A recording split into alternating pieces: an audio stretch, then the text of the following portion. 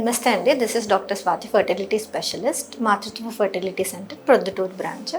So అల్ట్రాసౌండ్లో abdominal స్కాన్కి ఈ ప్రోబ్ యూస్ చేస్తాము.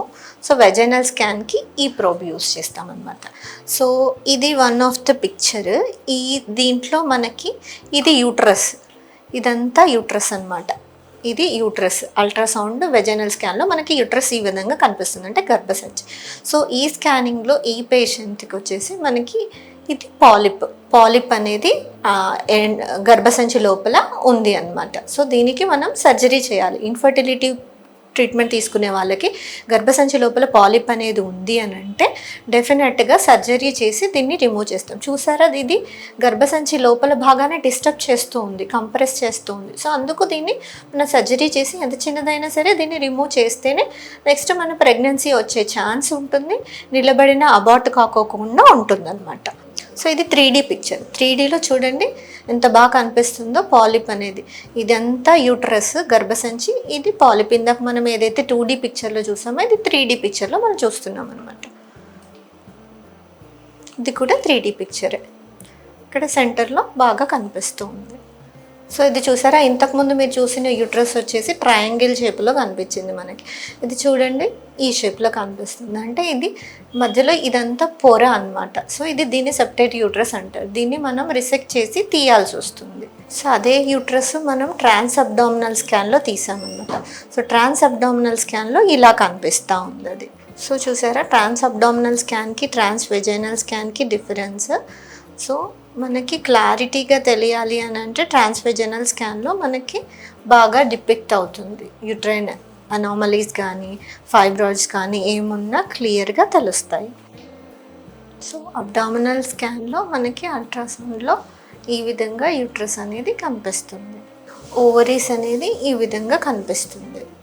సో ఇది 3D యూట్రస్. ఇంతకుముందు చూసిన 2D పిక్చర్, ఇది 3D యూట్రస్. చూసారా, దీనికి కూడా యూట్రైన్ అబ్నార్మాలిటీ ఉంది. సో సింపుల్ అల్ట్రాసౌండ్తో మనం ఏం ప్రాబ్లం ఉంది అనేది డయాగ్నోస్ చేయొచ్చు. సో ఓవరీస్ వెజైనల్ స్కాన్లో ఈ విధంగా కనిపిస్తుంది. ఇంతకుముందు మీరు చూసిన అబ్డామినల్ స్కాన్లో చాలా చిన్నగా టైనీగా కనిపించాయి. ఇప్పుడు చూడండి ఫాలికల్స్ ఎంత బాగా క్లియర్గా తెలుస్తున్నా. ఇవన్నీ అండాలన్నమాట, వీటన్నిటిని ఫాలికల్స్ అని అంటాం. సో ఇది డామినెంట్ ఫాలికల్, ఇది ఆల్రెడీ సెలెక్ట్ అయిపోయింది. ఇది ఇంకొక సైడ్ ఓవరీ. చూసారా, ఆ ఓవరీకి ఈ ఓవరీకి కంపేర్ చేస్తే దీంట్లో అన్ని చిన్న ఫాలికల్స్ ఉన్నాయి.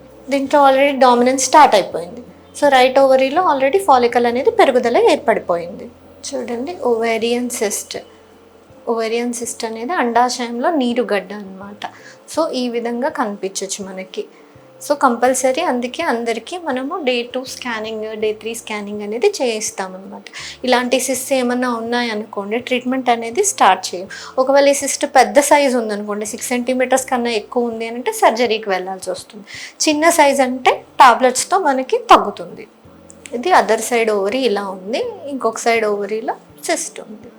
ఇది చూసారా, అండం విడుదలైన తర్వాత కార్పస్ లూటియం అనేది ఫామ్ అవుతుంది అనమాట. సో కార్పస్ లూటియం అనేది ఈ విధంగా ఉంటుంది. దీని నుంచి ప్రొజెస్ట్రాన్ అనేది రిలీజ్ అవుతుంది.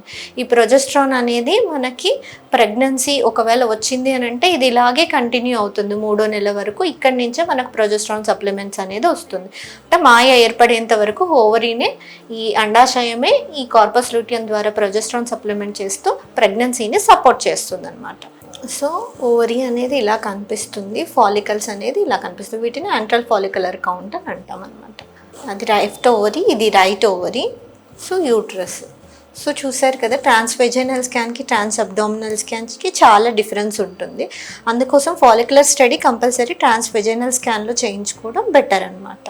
థ్యాంక్ యూ అండి. Thank you for watching.